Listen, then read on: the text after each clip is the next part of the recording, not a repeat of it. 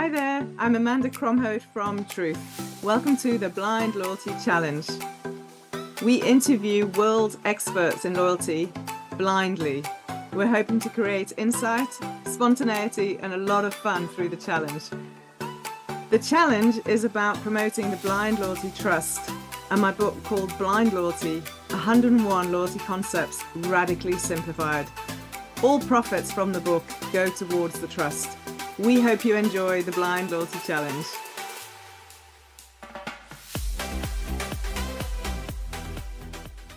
So today's Blind Loyalty Challenge is with a very special friend of mine, and we've known each other, which feels like 1,000 years. Hey, Matt, it's going to make us sound very, very old.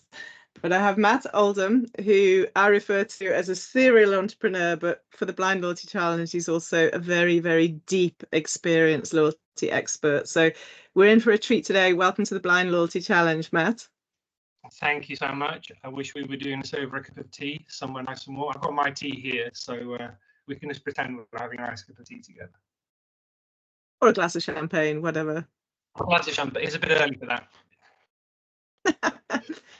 All right, I'm going straight into it. So we have a very good mutual friend, Ian Pringle, and he is a contributor to chapter 22 of Blind Loyalty, which is all about coalition programs. So that's how we kind of know each other as well. What would you say is the world's best example of a coalition program? Wow. Well, you know, I'm a bit of a South African loyalty fanboy, and this isn't just sort of pandering to you.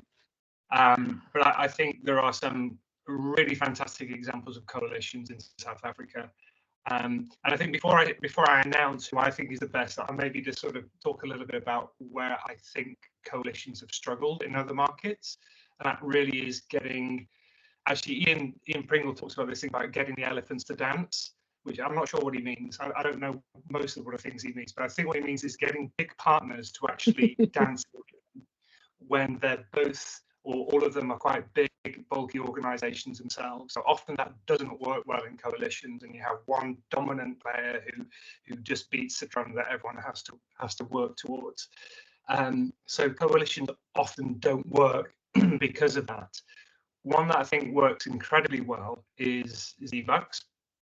And the reason for that is that it seems to be incredibly well balanced, well thought through, well promoted, and people are aware of the benefits within it and aware of the other program members. So I think that is just a fantastic example of a coalition program. Yeah, well, can't complain. eBucks deserves a good mention every now and again, so that's cool. My second question, who do you think has been the tallest ever judge on the International Loyalty Awards judging panel? The tallest, I think that might be me. You are so tall, I had to throw that in. Okay, more seriously, the second real question is chapter 7 is around customer experience. What has been your worst ever customer experience? So a lot of the work that I've done in, loyalty is a broad church, and it means things to different people, and it covers customer experience, it covers customer retention, customer engagement. I think some of the sector that does it the worst is possibly the sector that is probably most important to people, and that is financial services. So financial services in terms of customer experience are often dreadful, and it is rare when it's done well. And I think the learning for other organizations in that is that customer, the doing the simple things well is the start of any loyalty journey. Whatever sector you're in, if your core business works well, you're going to have a good, that's the first base covered. And financial services often are dreadful at that. And they don't put the customer anywhere near the front. It's process first. It's our process, not your experience. So I'd say I've got 101 bad financial services customer experiences, and that unfortunately has become the norm for that sector. That's a big shout out then to the industry to prove you wrong, I guess. I think I need to find someone to come onto this show this little challenge to get to point out where you're wrong there. So, but that's it's your personal experience. Because your second question was way too easy and just a bit of fun. The last question, which I have asked a few folks along the way, what would you say, apart from Blind Loyalty, is your best business book? Oh my gosh, best business book. I'm looking up here to see if I can find it, and I can't. It should be on my shelf here. I think it's because I've lent it to someone.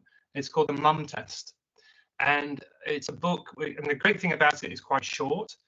You could probably read it in one sitting, 150 pages or so. And what it is about is product development. And really, the mum test is basically saying, if you're going to launch a product or launch a business, you should be able to ask your mum, does this make sense to your mum? Because a lot of the time, what we think is a great idea doesn't translate very, very well. So asking really simple questions to other people and not being scared of getting a response back is incredibly important, whether you're setting up a business, and I've done that a few times, or whether you're creating a new product. So I really highly recommend it. The Mum Test, that's incredible. Mom, MLM. Very, very selfish reason I asked that question, because I'm getting this whole heap of awesome book ideas as well. Well, you can read cool, this Matt. Before you do it. Yeah, absolutely. All right, wonderful. So who would you like to challenge next on the Blind Loyalty? Who would you like me to challenge on the Blind Loyalty Challenge? I would love you to challenge a guy who I work for and is a loyalty hero, a guy called Andrew Swaffield. I know you know him well as well. Yay, I've also worked for him. Brilliant. Yes, let's get Andrew Swaffield on the Blind Loyalty Challenge. I'm sure he'll say yes. Amazing. Matt, thank you so much. Thanks for doing the Blind Loyalty Challenge. It's been my pleasure. Lovely to see you.